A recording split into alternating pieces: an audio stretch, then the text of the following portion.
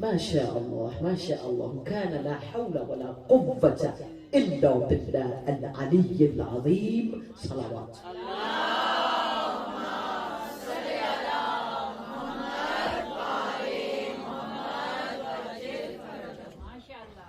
हमारा इश्क करबला का कारवां तीसरे दिन में दाखिल हुआ है। इश्क तो आप सब घुट्टी में लेकर आए हैं, आपके वालिदैन ने आपको खून में दिया है। हम तालिब इल्मों का काम है उस इश्क में आयत नूर से युदी पैदा करें। युदी वो नूर है, मारिफत। अब सब हम सब इन लफ्जों से बड़े आशना हैं दिल से। हमारा 2 दिन का सफर, रूहानी भी इल्मी भी, इश्क का भी मवद्दत का भी, अकीदे का भी। और उसमें हमने अपने आप को रूबरूए मासूमीन के सामने पेश करके ये करने की कोशिश की है कि इस कश्ती नजात का हर साल का सफर जो माहे अदा के नाम से, माहे नजात के नाम से, माहे कबूलियत के नाम से, माहे हुर्मत के नाम से, माहे इज्जत के नाम से, माहे अजमत के नाम से, माहे नजात के नाम से, माहे इजाबत के नाम से, माहे मारिफत के नाम से, उस एहतराम और करामत और अजमत, वो तमाम खुदाई जो मारिफत के लिहाज से सारे महीनों से सिमट कर फकत आशूर के दिन असर में सिमट गई, उसकी मारिफत डीप अंडरस्टैंडिंग लेने बैठे हैं, ताकि हमारा शुमार अगर मदीने से काफिले में दाखिल होने वालों में ना हो सके। मैंने हर रोज कहा नियत करें, आज भी कहूंगी घर से नियत करके, क्योंकि आप जब नियत करते हैं काम हो या ना हो सवाब आपको पूरा मिलता है।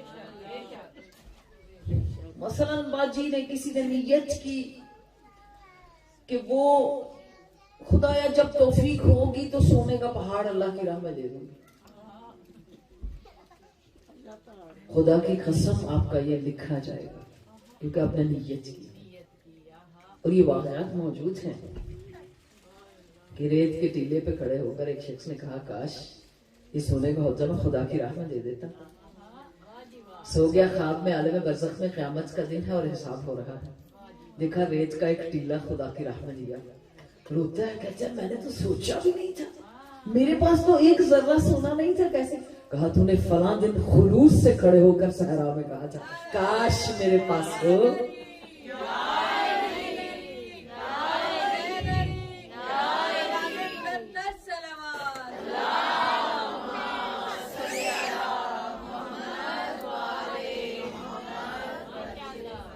लोग इतने कमजोर हैं आज के जमाने में, सीसीटीवी कैमरे फिट करते हैं, ड्रोन बनाते हैं, दूसरे मुल्कों की खबरें लेते हैं, एजेंसीज दुरुस्त करते हैं, कभी किसी तरीके से, कभी फेस टाइम, कभी कैमरे, कभी घर में जो हम बड़े बड़े टीवी खरीदते हैं उनके ऊपर कैमरा लगाकर हमारी पूरे घर की रिकॉर्डिंग होती है, कभी फेसबुक के जरिए हमारी रिकॉर्डिंग होती है, कभी जो है मुख्तलिफ आईडीज के जरिए जो हमारे पास सोशल मीडिया है उसमें हम सब के डेटाज, आपको खबर भी नहीं है आपकी कौन कौन सी, आपका ब्लड ग्रुप तक उनको पता है जिन्होंने ये मोबाइल बनाया है।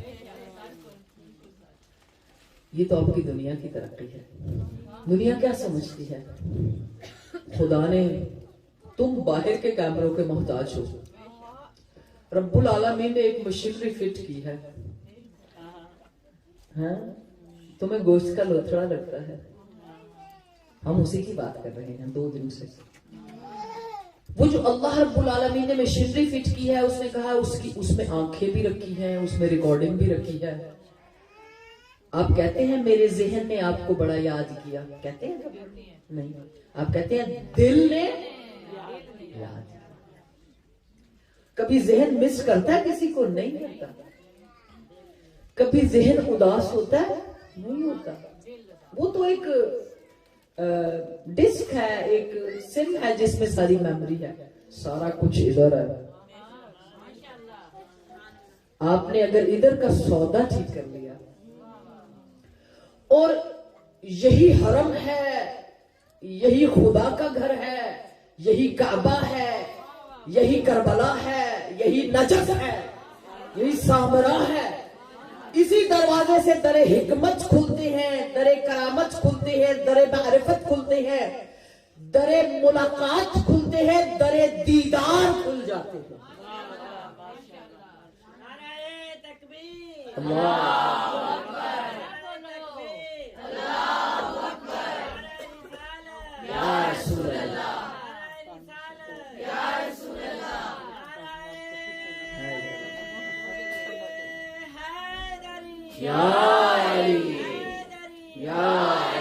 सलामत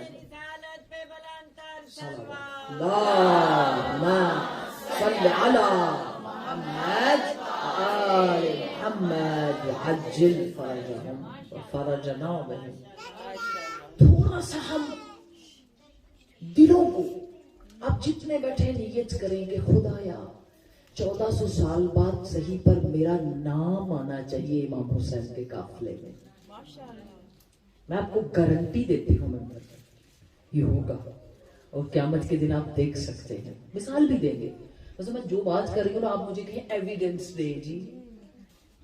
अब जो पढ़े लिखे बच्चे हैं, जब वो पेपर में भी किसी चीज को करते हैं तो पहले उसके ऊपर बहस करते हैं, एक नुक्ता लाते हैं, फिर उसका एविडेंस देते हैं। आप इंग्लिश लैंग्वेज वाले जितने भी लोग हैं, जब तक आप वो एविडेंस देके फिर कंक्लूड नहीं करते, आपको नंबर नहीं मिलते। तो जो मजलिस एविडेंस से आपके दिल में युद्धू की, मारिफत की, अंडरस्टैंडिंग की रोशनी को फिक्स ना करे, उस मजलिस में बैठने का फायदा नहीं। We have to have that light. और फिर अंडरस्टैंड करें मसलन क्यों मैं आज इस तरफ आपको लेके जा रही हूं। बात वही है, ज़ियारतन बिहक़ मारिफतिह। पहले दिन भी ज़ियारत का मतलब था, दूसरे दिन भी। ज़ियारत यानी तहरीक, ज़ियारत यानी हरकत, ज़ियारत यानी जैसे आप रिन्यूअल नहीं करते अपने किसी कॉन्ट्रैक्ट को, ये मुहर्रम में रिन्यूअल होता है, रिन्यू करते हैं आप, रिमाइंड करते हैं उस वादे को जो आलम अलस्त में किया। ज़ियारत यानी लब्बैक कहना,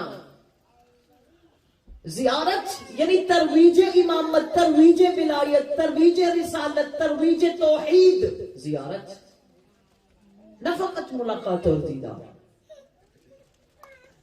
ज़ियारत यानी आपको मिसाल देनी पड़ेगी। एक सलावत पढ़े, मिसाल देते हैं।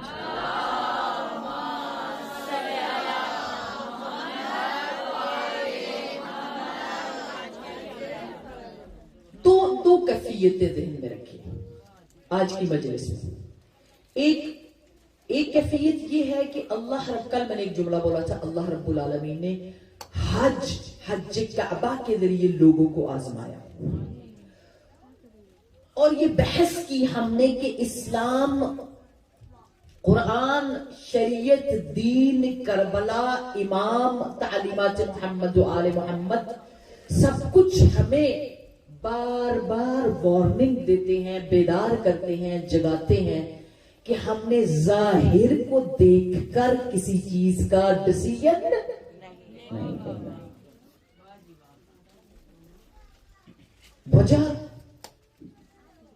वजह उसकी एक मिसाल कर दी कि काबा जाओ, लेकिन काबे के सामने उन पत्थरों के पीछे नूरे तौहीद को दिल की आंख से देखो, जाहिरी आंख से काबे को ना देखो, दिल की आंख से जो एक एक नूर उसके अंदर, नूर रब्बुल आलमीन मौजूद है, उसको मुशाहिदा करो। कल मिसाल रहती थी, वो भी कुरान से, और वो मिसाल है हजरत मूसा अलैहिस्सलाम की। तवज्जो है आप सबकी, गौर कीजिएगा।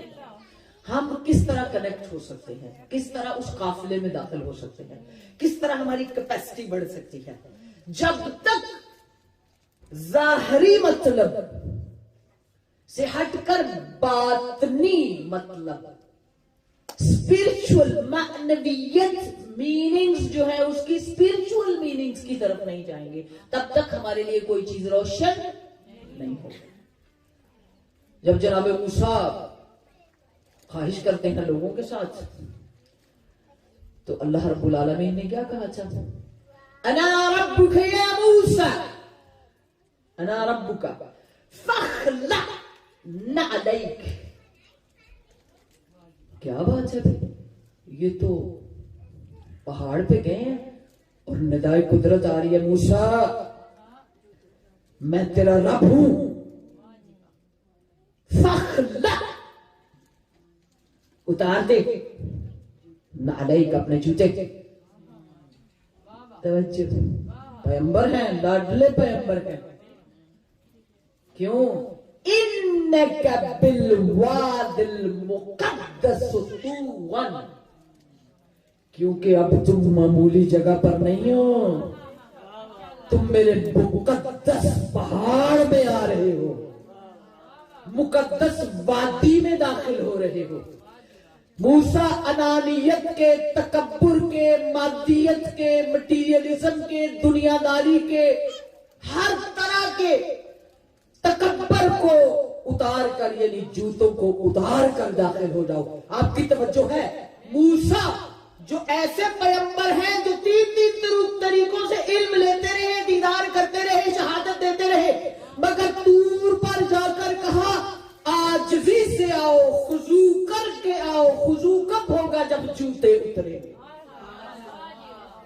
मूसा फख्ला नअलैक, खुजू करो, खुशू करो, और पत्थरों के पीछे दिल की आंख से मेरे नूर को देखकर सजदे में चले जाओ, सजदे में चले जाओ। पता चला आपको? अगर आपने नबुव्वत के तराजू में दर्जों को देखना है, जो तूर के पहाड़ पर वादी सीना जिसे नजफ कहते हैं, वहां जाने लगे मुकद्दस वादी में, तो मूसा पैगंबर को हुक्म है जूते उतार दो। और दूसरी तरफ वो पैगंबर जो मेराज में सिदरतुल मुंतहा पर जिब्राइल चलते रहे, मूसा पैगंबर मोहम्मद मुस्तफा जूते समेत उस मंजिल पर पहुंच जाए जहां पर खुद रब्बुल आलमीन की मशाहदत है।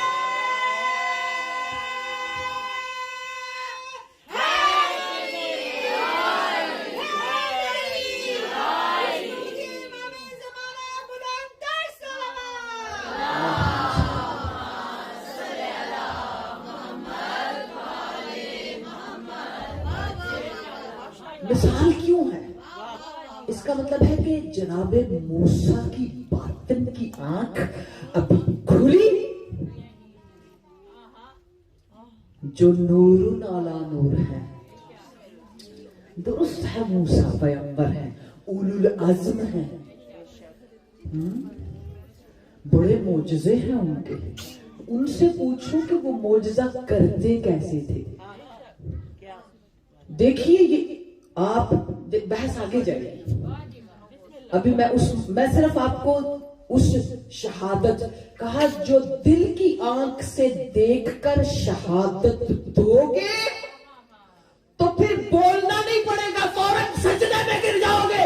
यही तो शहादत थी, यही तो शहादत थी जब अल्लाह रब्बुल आलमीन ने आदम को पैदा किया और पूरी मिलियन मलाइका आसमान को जमा करके कहा, जो आदम नूर देख रहा है, जब तुम देखोगे तो तुम भी सजदों में चले जाओगे। यही नूर था। शरीयत एक है, शुरू से नूर एक है, नूर एक है। वो चाहे आदम को दिखा के फ़क़ाल अंबिऊनी बिअस्माए हाउलाए, कहा बयान करो क्या देखा है। जो कहते आदम ने दरख्त देखे हैं उनका बातन मुर्दा, जो कहते आदम ने पंजतन के नूर देखे उनका बातन जिंदा, उनका बातन जिंदा। आपको शरीयत समझाने के लिए जश्न आदम से गवाही दिलवाएगी, शरीयत वही है जो पहले दिन से है, बस वो देखता है रब्बुल आलमीन कौन गवाही आंख से देता है, कौन जुबान से देता है।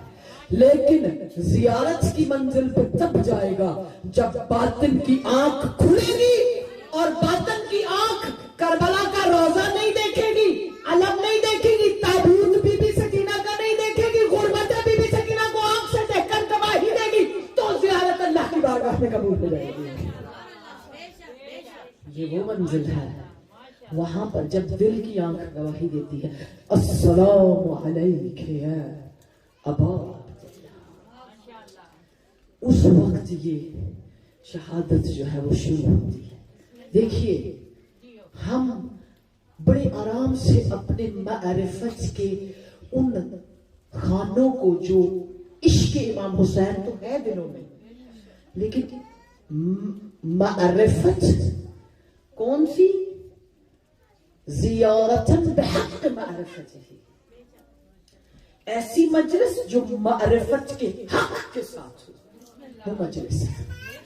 ऐसी जियारत जिसमें मोमिन ये सिर्फ ना कहे पढ़ने वाले ने कहा अहले बैत मौजूद है, नहीं, खुदाया हदीस मौजूद है। खुद पैगंबर जब क्रिया करते थे, लाखों अफवाज इजाजत लेती हैं मजलिस हुसैन में आने के लिए। आप देखें या ना देखें, हमारी दुनियादारी, दिल की आंख से तो देखें। दिल की आंख तब खुलती है जब इल्म उसके अंदर आता है, इल्म से मारिफत पैदा होती है, मारिफत से शहादत आती है, शहादत वो गवाही बनती है, वो गवाही बनकर तहरीक बनती है, तहरीक बनकर इंसान को मुतहर्रिक करती है, शौक दिलाती है, शौक से वो इश्क की तरफ जाता है, इश्क से फिर मफाती को उठाता है, और मफाती को उठाकर फिर ज़ियारत इमाम हुसैन के लिए किताब को खोलता है, फिर आवाज देता है अस्सलामु अलैका या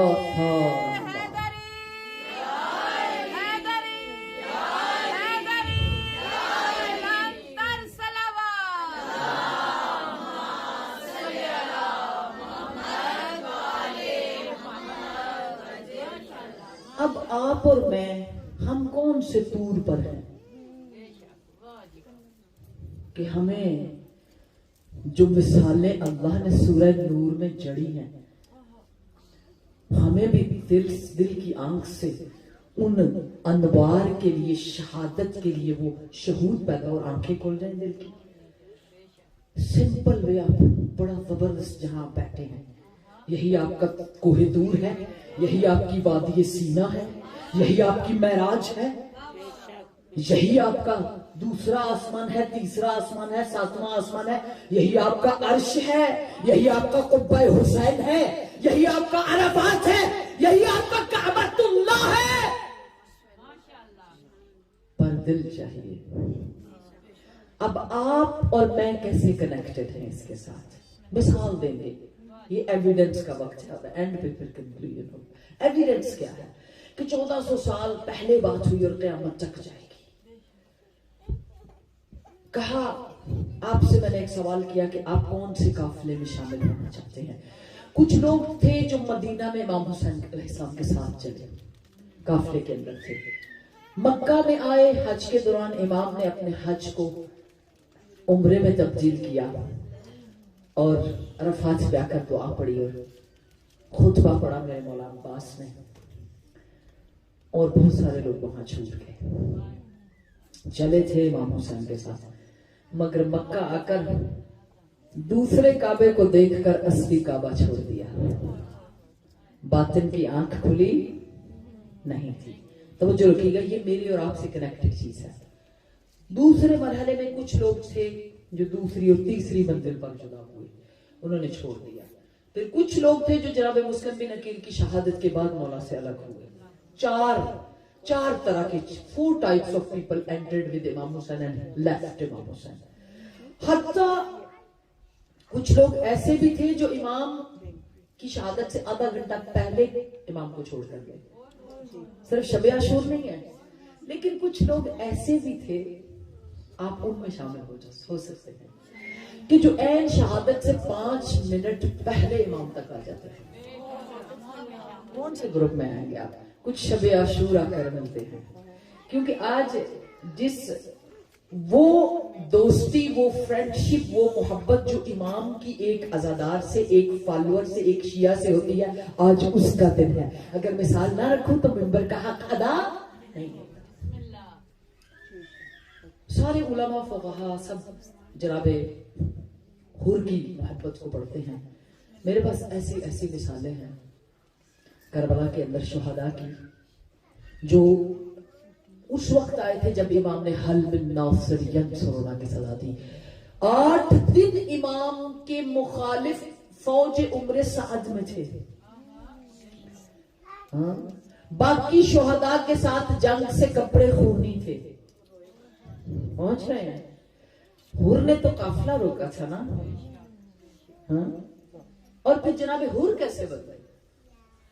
आप सोचिए, सियासी माहौल था, पैसे वालों ने पैसा पानी की तरह बहाया था कि साबित करे कि फर्जंद रसूल बागी है, और वो लानतुल्लाह अलैहिम अजमाइन शायअत अत्तबाअत अला क़त्ल, सब पर लानत हो, वो ये साबित करना चाहते थे वहां पर। हुबाब इब्न आमिर कूफा के बड़े फकीर, समझदार, जंगजू, बहादुर, शाहसवार, और जितने चुनकर उमर इब्न सअद लानतुल्लाह की फौज में लोग थे, वो अपने अपने कबाइल के बड़े शाहसवार, बड़े बहादुर, जंगजू, खानदानी वो लोग थे। हुबाब इब्ने आमिर जो हैं, ये कूफा के रहने वाले थे। ये मैं बता इसलिए नहीं हूँ एविडेंस के तौर पे कि हम आज भी इमाम हुसैन की करबला खुली है, हम आज भी शुहदा में शामिल हो सकते हैं। किस तरह से? बातनी तौर पर, इल्मी तौर पर, रूहानी तौर पर, अमली तौर पर क्या कुर्बान कर सकते हैं। एक्चुअली मुहर्रम आता ही इसलिए कि हम अपने आप को बिठाकर झंझोड़ कर पूछे, उन शुहदा ने तो अपने सीनों पे, अपने हाथों पे, बाजुओं पे, दिल पे, बदन पे तीर नेज़े खाए और इमाम हुसैन को बचाया, इमामत के लिए अपना सब कुछ दे दिया। हम क्या देते हैं? क्या हम थोड़ा सा अमल अपनी जिंदगी में हुसैनी कर सकते हैं? थोड़ा सा चेंज, क्या हमारा लिबास ही बीबी ज़ैनब की पसंद का हो सकता है? हो सकता है। कितना छोटा सा काम है कि मैं कपड़े वैसे पहनूं कि बीबी ज़ैनब मुझे हाथ उठा के दुआ दे। ये बड़ा काम है मेरी अज़ा बहनों। मुहर्रम इसलिए है, we need to think about the way we live, how we feel this materialistic world, how we absorb this materialistic dunya, where we stand, what we practice, where is our thoughts, how we do, how we behave. बच्चे बैठे हैं, उनको बचाएं। 7 दिन पानी नहीं था, खत्म आखिरी 3 दिनों में हुआ था, मगर किसी बच्चे ने जिद की हो अपनी माँ से। बच्चों को बिठाकर बताएं, करबला हमें सब्र का दर्स देती है, लड़ने का नहीं। करबला हमें अच्छी गुफ्तगू का दर्स देती है, हाँ? अच्छे इखलाक का दर्स देती है। जितना अच्छा इखलाक होगा, सब्र होगा, सब्र ज्यादा होगा तो अक्ल बढ़ेगी, अक्ल बढ़ेगी तो मारिफत का दरवाजा खुलेगा, मारिफत का दरवाजा खुलेगा तो अबूदियत समझ आएगी, अबूदियत की तरफ जाएंगे तो सजदा हुसैन सैयद शुहदा समझ आएगा। ये कनेक्शन है। हम आम जिंदगी कहते हैं नहीं बस सब्र करो, सब्र नहीं नहीं, हर बात में सब्र की किसमें है। तो अब हुबाब बिन आमिर जब उसने देखा कादी शुरै ने दारुल अम्मारा पे जनाब मुस्लिम बिन अकील की कत्ल का फतवा आ गया है, बहनों ने अपने भाइयों के बाजू पकड़कर अंदर ले गई है, कूफा बेवफा हो गया है। जो जाने वाले थे, तड़पने वाले सीने थे, वो किसी न किसी तरह से गलियों से छुपते छुपाते निकल रहे थे। ठीक जनाब हानी बिन उर्वा की शहादत के बाद 22 दिन बाद हुबाब बिन आमिर ने रात की तारीकी में 3 बच्चे सो रहे थे, बीवी बैठी थी, सोते हुए बच्चों के माथों को चूमा, बीवी को खुदा हफ्ज़ी की और दुनिया की तमाम ख्वाहिशात से अपने आप को आजाद करके इश्क हुसैन में रंग दिया। उसे किसी सियासी कुव्वत, किसी दुश्मनी, किसी तलवार, किसी खौफ, किसी पहरे का डर नहीं था। क्यों? इश्क इमाम इस कदर सिरायत कर गया था कि उसे बच्चों की कशिश भी ये नहीं कह रही थी कि ना जाओ। सुपुर्द कहा उस इमाम पे तो 1000 चीजें हों तो कुर्बान। अब एक जुमला कहूं, वो आपके लिए है। मवद्दत और मोहब्बत और मारिफत इमाम के सफर में हुबाब ने कूफा छोड़ा, जबकि कूफा सियासत का गर्म मैदान, लाखों दिनार दिए जा रहे थे कूफा में रहने के लिए और मदद ना करने के लिए। दुनिया पूरी दी जा रही थी। कभी दुनियादारी के ऊपर इमाम हुसैन का सौदा न करना, ऐसे पैसे पे लानत जिसमें इश्क इमाम बिक जाए, कोई बरकत नहीं है। बरकतें सारी उनके साथ है। अब एक जुमला कहूं जो आप अपने दिलों में लेके जाएं। बीवी बच्चे सबको छोड़ने के बाद जब निकले रात की तारीकी में, तो मैं कहूंगी हुबाब अलैहिस्सलाम, तू एक कतरा था, समंदर में जा मिला, बेश बहा हो गया। हम सब इश्क हुसैन के कतरे हैं। जिस दिन हमारी मारिफत कनेक्ट हो गई, हम वजूद इश्क इमाम, मारिफत इमाम में डूबकर समंदर बन जाएंगे। उस समंदर से लोग फैज पाएंगे, उस समंदर से लोगों की दुआएं कबूल होंगी, उस समंदर से लोगों की प्यास बुझेगी। मैं हुबाब का क्यों जिक्र कर रही हूं? आपकी तवज्जो है, बस इस पे खत्म करती हूँ इसको। क्योंकि जनाब हूर अलैहिस्सलाम का बड़ा मर्तबा है कि आखिर पे आए सुबह आशूर में, शब आशूर हुबाब इब्न आमिर करबला में दाखिल हुए।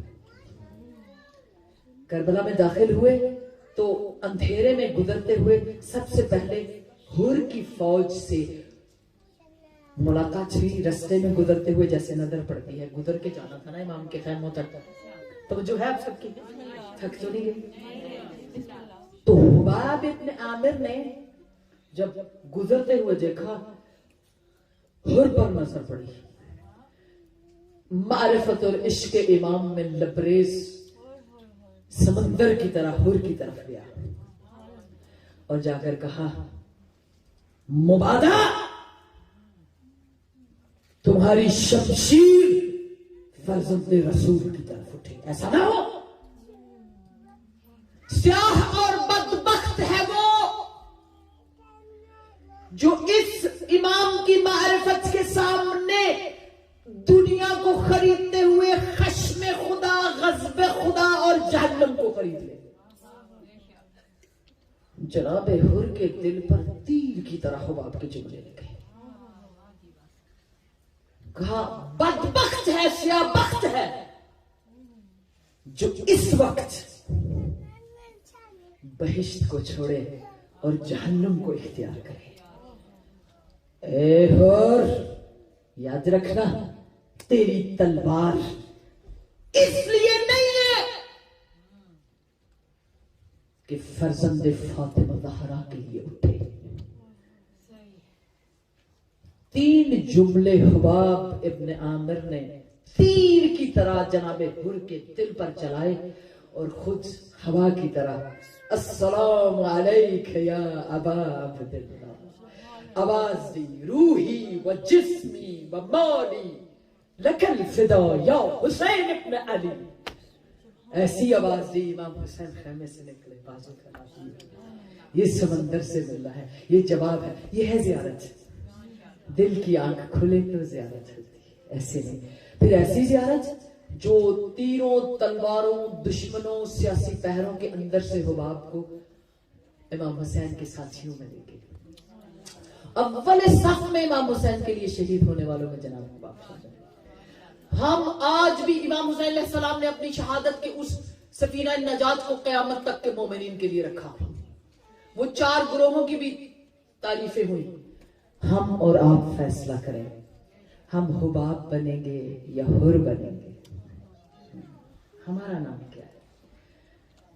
हम सईद इब्न हरस अंसारी बनेंगे जो कि लश्कर कूफा में बड़े नाम है जो एंड टाइम पे आपके साथ रोज डिस्कस करेंगे इसलिए। तो जब ये कहकर जुमला हुबाब तो चले गए और समंदर में मिल गए, लेकिन हुर को इस सोच में छोड़ गए कि हुर तू वाकई कुछ गलत कर रहा है।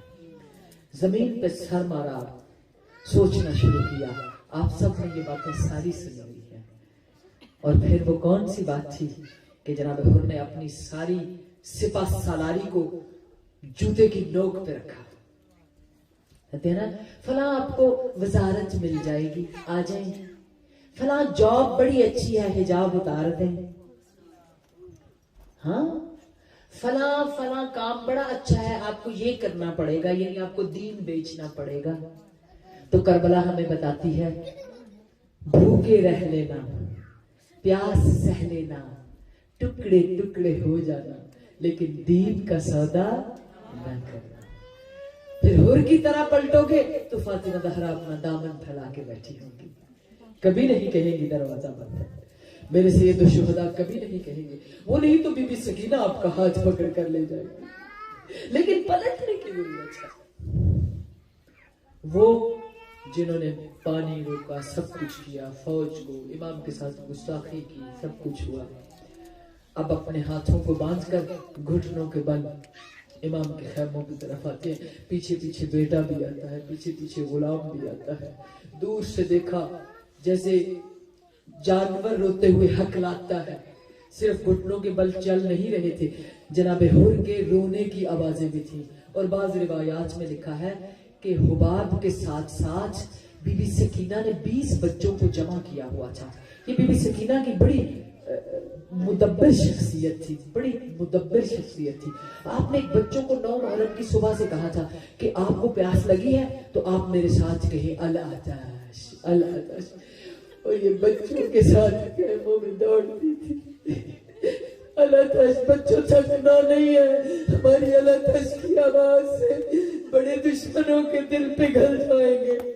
बीबी सकीना का एक ही हथियार था, तलवार नहीं थी, नेजा नहीं था, लेकिन खुदा की कसम शबे आशूर, रोजे आशूर बीबी सकीना ने बड़ा जिहाद किया। बच्चों को चैन से नहीं बैठने देती थी। कभी अपनी प्यास के लिए गैरत मौला अब्बास को दिलाती थी कि उठ जाओ, कभी बीबी ज़ैनब के पास, कभी अली अकबर के पास, और कभी बच्चों से इकट्ठा करके कहती हमारी आवाजें दुश्मन की फौज तक जाएंगी तो वो बच्चों की प्यास और आवाजों पे रहम खाएंगे। यही हुआ जब हुर का दिल टूटा हुबाब के जुमलों से। दूसरी आवाज थी रुकैयतुल मुर्तका सकीना बिन्तुल हुसैन की, जो जैसे रोते हुए कहती थी ना, हाय हुसैन, तो गांव के लोग कहते थे ये किसकी दर्द भरी आवाज है, ये दर्द करबला से उठा था। हुर ने कहा मेरा दिल फट जाएगा। अरे बेटे ने पूछा बाबा क्यों? कहा ये बच्चों की जो आवाज मेरे कान में आती है ना, इसमें छोटे छोटे बच्चों की आवाजों में एक आवाज है जो इतना दुखी कहती है